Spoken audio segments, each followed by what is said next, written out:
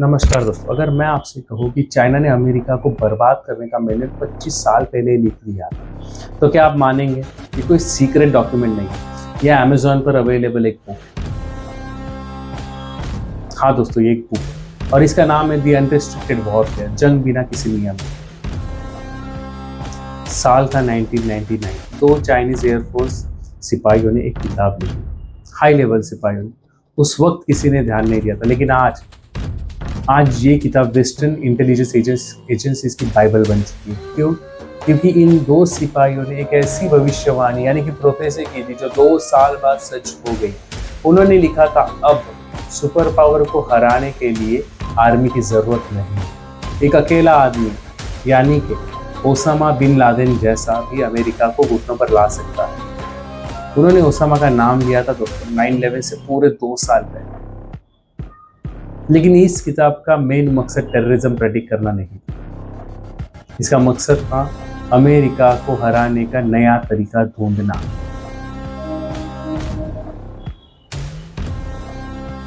China जानता था कि वो यूएस नेवी और एयरफोर्स से सीधे नहीं लड़ सकता, अमेरिका टू स्ट्रॉन्ग। तो उन्होंने वॉर की डेफिनेशन ही बदल दी। उन्होंने कहा, the first rule of unrestricted warfare is that there are no rules. जंग का पहला नियम ये है कि कोई नियम नहीं, बस। उन्होंने कहा, जंग अब मैदान में नहीं लड़ी जाएगी, जंग आपके घर में लड़ी जाएगी। उन्हें 24 new ways to destroy America दी। सुनिए और बताइए कि क्या ये आज हो रहा है या नहीं। Weapon number 1, the drug warfare. उन्होंने लिखा, to break the enemy break their society. उन्होंने सजेस्ट किया कि दुश्मन देश में इलीगल ड्रग्स की बाढ़ फैला दो।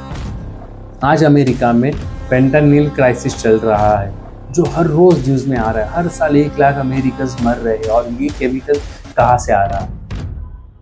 ये आ रहा है चाइना से। ये कोई ड्रग कार्टेल का बिजनेस नहीं है दोस्तों, ये अनरिस्ट्रिक्टेड वॉरफेयर का चैप्टर नंबर 1 है।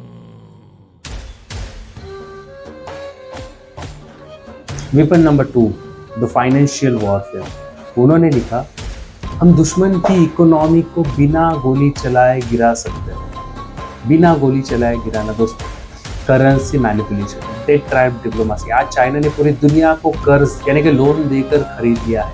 श्रीलंका, पाकिस्तान, अफ्रीका, ये सब फाइनेंशियल वॉरफेयर के विक्टिम है।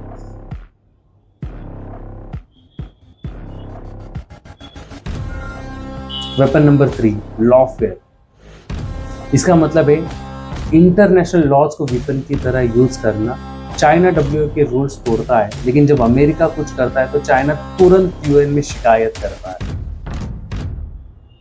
उन्होंने कहा, tie the enemy's hands with laws while you break them. दुश्मन के हाथ कानून से बांध दो जबकि तुम कानून तोड़ते रहो।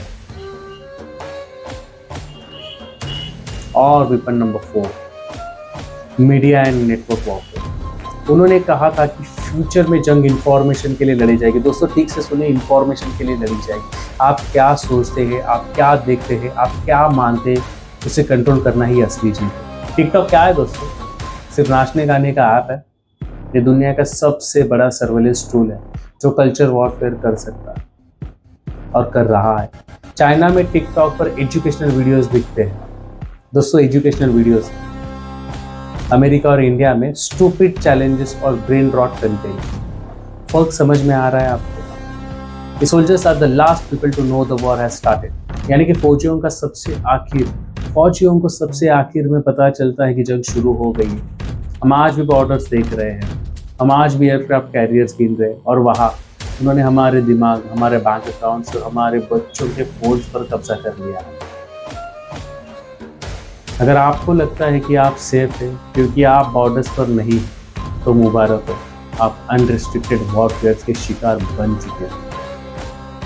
लेकिन इस जंग को लड़ने के लिए पैसा चाहिए, बहुत सारा पैसा दोस्तों, बहुत सारा पैसा। और वो पैसा कहाँ से आता है? चाइना के बिलियनियर से, वो बिलियनियर जो रातों रात गायब हो जाते हैं। कल हम सुनेंगे एक ऐसे इनसाइडर की कहानी जिसने इस सिस्टम को अंदर से देखा और फिर सब कुछ खो दिया। Part 5 the billionaire trap. The billionaire trap. Stay tuned. धन्यवाद।